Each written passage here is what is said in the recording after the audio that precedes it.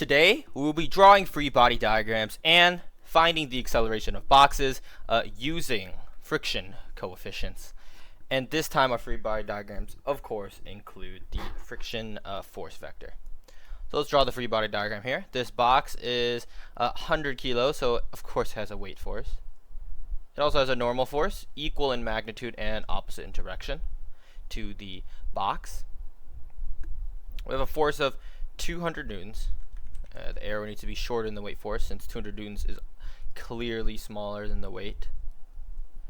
And we also have our friction force here, lowercase f. So these are the four forces acting on this box. Now let's solve for the weight force. So I'm going to solve for the weight force so I can find the normal force. And the reason why I'm finding the normal force is because the normal force is actually what dictates your force of friction. And I will show you that calculation soon. But if you haven't watched my previous video, Intro to Static and Kinetic Friction, it'll give you a lot of context for friction. But let's start with the weight force. The weight force is mass times gravity. And if you multiply 100 kilos by 9.8, you get 980 newtons. So the weight force is 980 newtons. Therefore, the normal force is 980 newtons. And in order to solve for the friction force, we need to multiply the normal force by the friction coefficient. But why am I multiplying by static friction first? Well, I am multiplying my normal force by static friction first to see if this force of 200 newtons actually overcomes the static friction. And once it overcomes the static friction, then you apply the kinetic friction. So the force, the net force in the x direction has to be greater than 0 in order for it to move, correct? So we need to see if 200 newtons is greater than the threshold for static friction. So if we multiply normal force, 980 newtons, by the static friction coefficient of 0.2 in this case, you get 196 newtons. And since 196 newtons is greater than 200 newtons, since it is greater, less than, oh my goodness, that is bad. Since it is less than, then that means this box overcame static friction and it's starting to move. But since it starts to move, that's when kinetic friction goes into place. So we need to multiply the normal force by the kinetic friction coefficient to get the force of friction that is opposing our movement. So 980 newtons times the kinetic friction coefficient of 0.1 is equal to 98 newtons. So therefore, the force of kinetic friction is equal to 98 newtons in the opposite direction of movement. So we have 98 newtons here. 98 newtons here for the force of friction, or kinetic friction. Now we need to solve for the acceleration. So since this box is not accelerating in the y direction, up or down, the net F net of y is equal to 0 newtons. So it's not accelerating anywhere. But F net of x is equal to 200. The reason why 200 is positive is because it's going right, minus 98. 98 is going to the left, so it is minus. And if you subtract this, you get 102 newtons for the net force in the x direction. Once you divide 102 newtons, so if you divide force by mass, you get acceleration. So if you divide this, you get an acceleration of 1.02 meters per second squared as the acceleration of our box calculated with friction. Now, if there was no friction, then this would accelerate a lot faster. But you could try calculating that if you want for fun. It would be at 2 meters per second squared. On to the next problem. Now we have an inclined plane. So we want to solve for the acceleration of this box. It's 15 kilograms. Okay, depends on how you pronounce it. But it's 15 kilograms on an inclined plane of 30 degrees. So we need to use a tilted coordinate system for this. Let's draw our free body diagram. So our free body diagram has a weight force since this box has mass. This is the weight force. We also have the normal force that's perpendicular to the floor, and this is about an angle of perpendicular. And is there any additional forces is being pushed? There's not. But there's a friction force as well.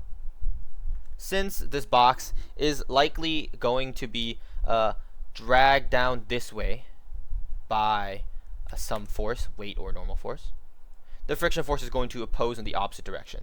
So if the force is trying to pull this way, the friction force will go the other direction. F. So now that we have a free body diagram, how do we set up our tilted coordinate system? Well, you usually want to set the x-axis, the new x-axis, as parallel to your plane, and your friction is parallel to your plane here in this case. You also want to set your y-axis. Okay, the normal force is drawn a little slanted, but this is fine. You also want to set your y-axis parallel to your normal force. So we have our x prime, but for easiness sake of pronouncing, instead of saying x prime every time, I'll just call it x and y.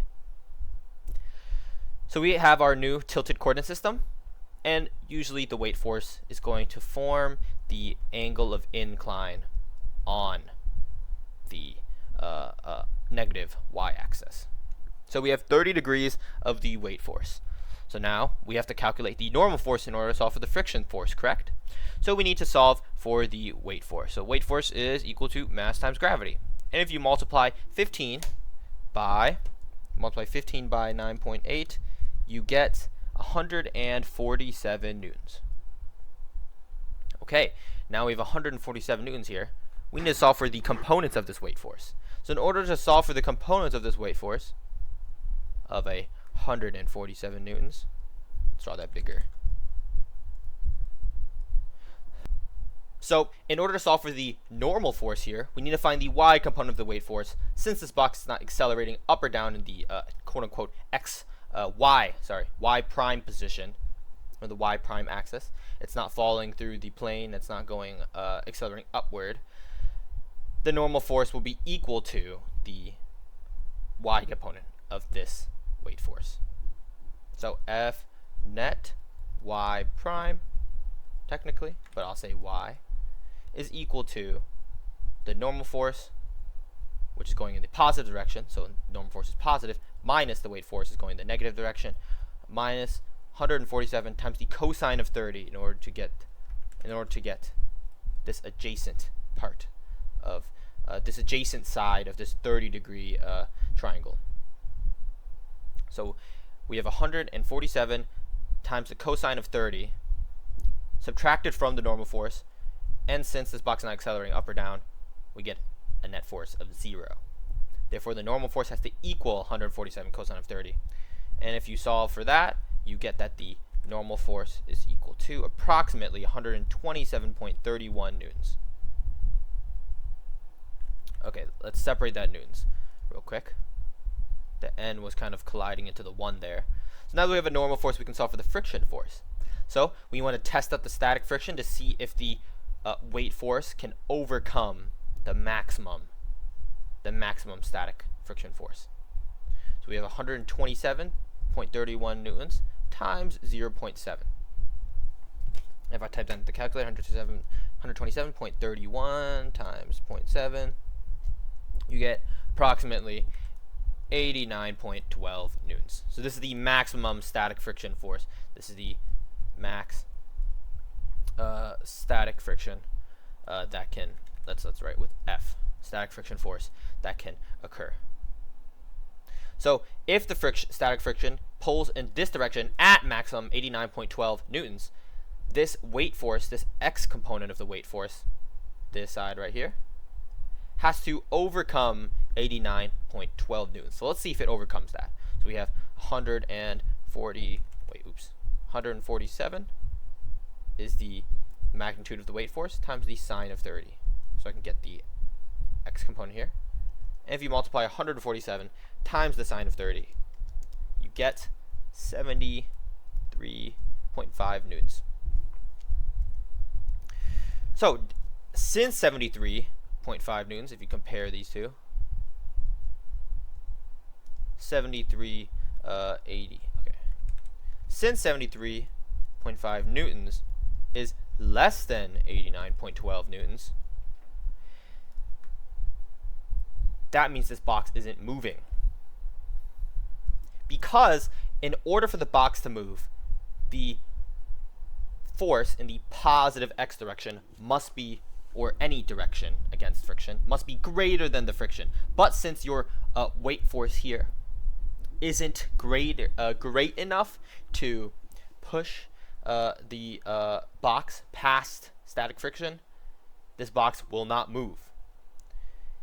But it wouldn't make sense to say that the friction force is 89.12 newtons and then say that the weight force component is 73.5 newtons, because that means the friction force would be pulling the box upward in this direction, which wouldn't make sense.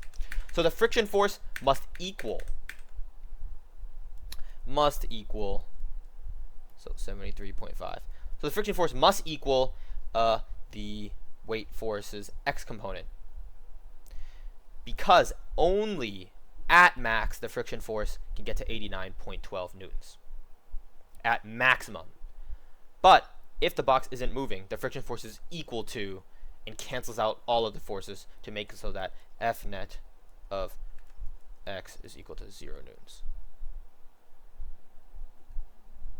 So remember that the friction force, the static friction force, cannot be greater than your forces that are pulling it in the other direction. Therefore, our acceleration in this case is just 0 meters per second squared. This box is completely still, even though it's on an incline. Now, if this was a completely frictionless surface, always on an incline, the box will move even at like 0.01 degree. It will move very slowly at 0.01 degrees, but in this case, since the static friction was not overcame, this box won't move, and kinetic friction does not count in our equations. So for this problem, you want to find the minimum value of the force F here, required for the box to move. So how do you solve for this?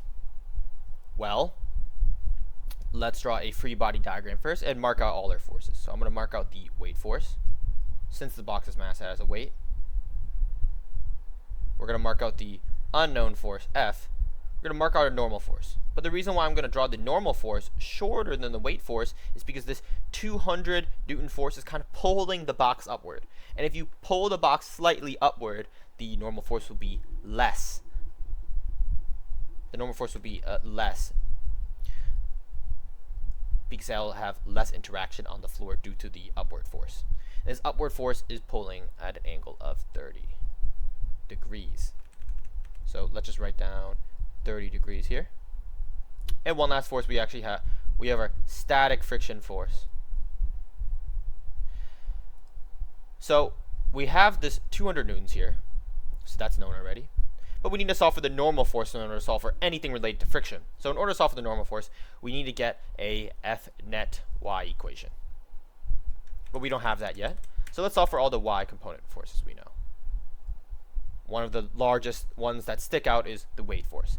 So the weight force is 75 kilos times 9.8, and 75 times 9.8 is equal to 735 newtons. So we have 735 newtons as a weight force. Okay, how about the y component of our angled force?